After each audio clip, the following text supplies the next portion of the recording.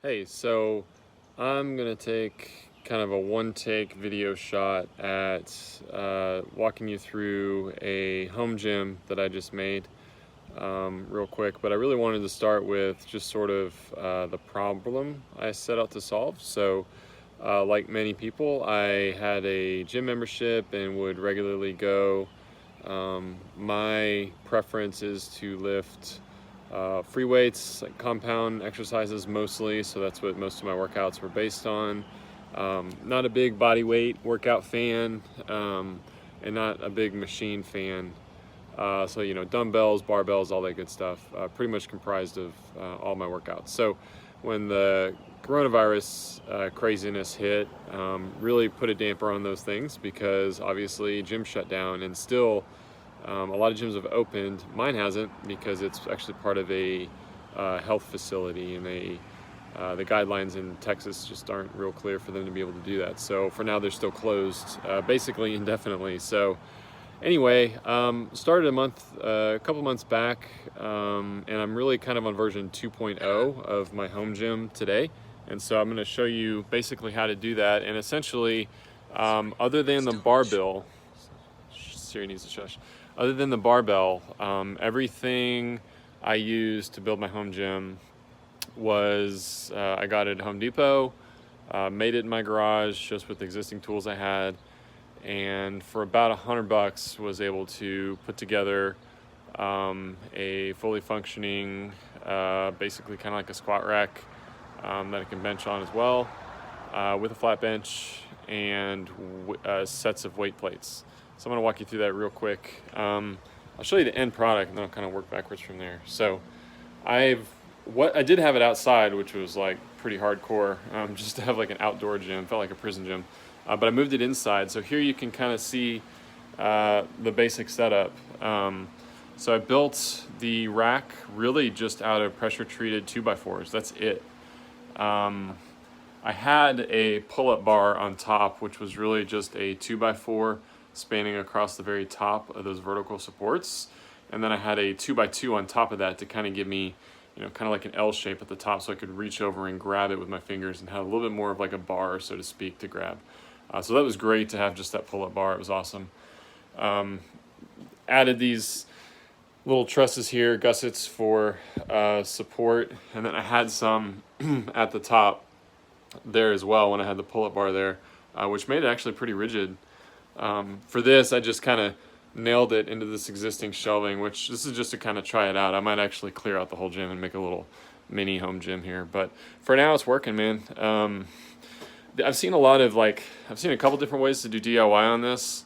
To me, this is like what I felt was the safest, in that these 2x4s, I just used a jigsaw to cut out a little angle here and made it align with this, so I kind of have a way to nest the bar in there and have a few different heights to work from.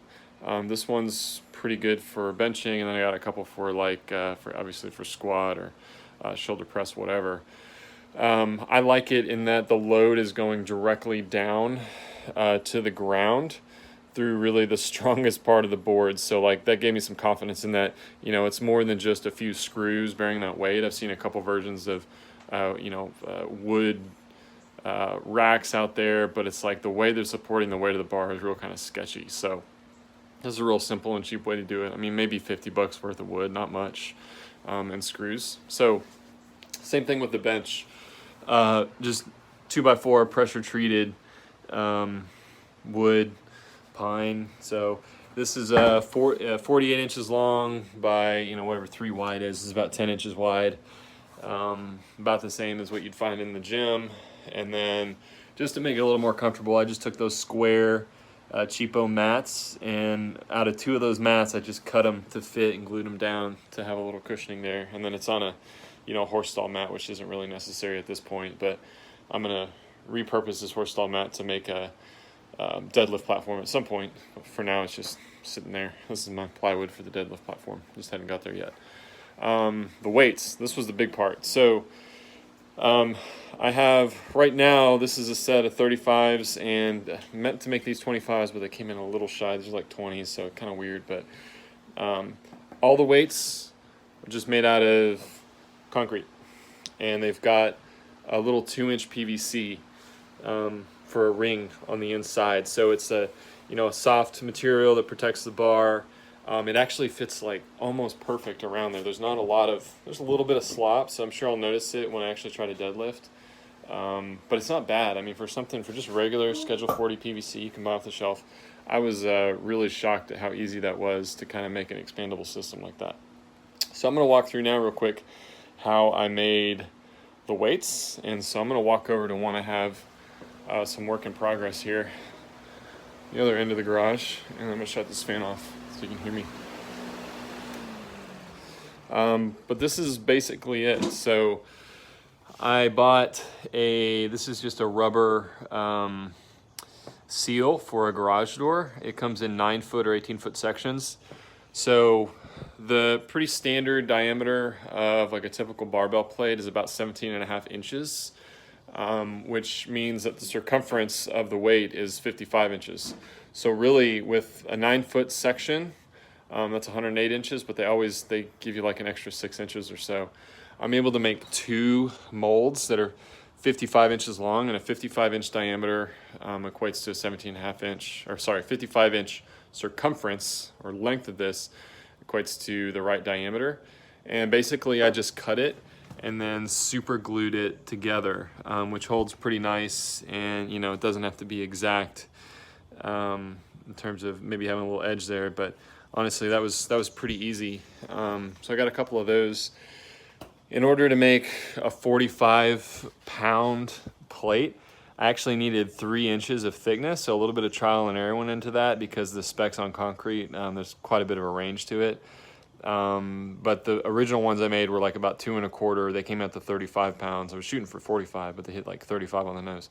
So based on what I made from that, I'm doing 3 inches here, which should hit 45 pounds on the nose. This one is still setting, so I don't want to take it out. But basically I picked just some flat surfaces to be able to take it off of. So this is glass. I was worried about, I wanted something real smooth so the concrete didn't stick to it and it was easy to take off. It works also. I've tried a couple different types of sheet metal. I probably wouldn't do it on wood. That might splinter and peel off, but anything like that seems to work pretty well. And basically, so it's kind of a mess, but I went and you can see like these little dots. So basically I picked a center point, and then 1-inch radius for my PVC fitting to help center it on there. Just kind of created a dot system, and then 8.75 radius from there gives me the 17.5-inch diameter. And basically I just sort of put these things into place and hot glue them in place. Hot glue doesn't work real well on glass. It breaks loose pretty easily. Which is nice for removing it when you're done, but you got to be a little careful. So I ended up almost like a quarter size, and you don't have to seal all the way around the perimeter either. I just basically picked about a dozen points like around the perimeter to hold it in place, and just hot glue it to kind of keep the form pretty close. And then so basically you just can kind of, I like this stuff too, by the way. This is like relatively flat. It does have these little edges on it. But for really, you could make, honestly, this might be a good way to do 25-pounders. I'll show you what I did on those. That was obviously, it's pretty simple, but for those smaller ones, I just cut a 5-gallon bucket to form the mold there, which was even easier. But honestly, you can just kind of vary the depth. 25 pounds would probably be like, I got to do the math, but it'd be a little under 2 inches. The top of this, or right below the top, is about 35. And then I had to go an extra 1/2 inch on top to do the 45, which is why you see there's a little extra here. And basically I had just doubled this up. So there's gonna be like a little groove in there, which I haven't really decided if I'm gonna deal with that or not. I may just fill it with like liquid nails or something, like an adhesive, and smooth it off, and maybe paint it later, just to keep everything protected and looking good. Anyway, but it takes roughly around a day or so. It's solid enough to kind of peel it off and remove it from the base. And then these are like totally reusable.